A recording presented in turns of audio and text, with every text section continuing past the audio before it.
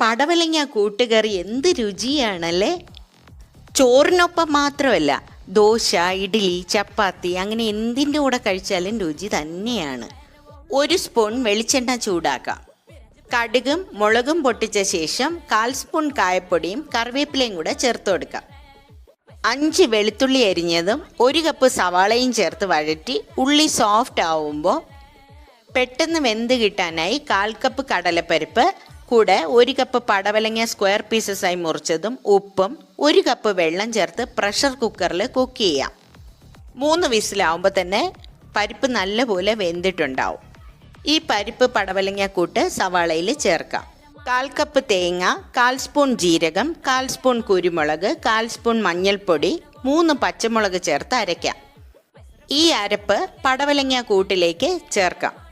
ചെറു തീയിലിരുന്ന് നന്നായി തിളച്ചാൽ മാത്രം മതി.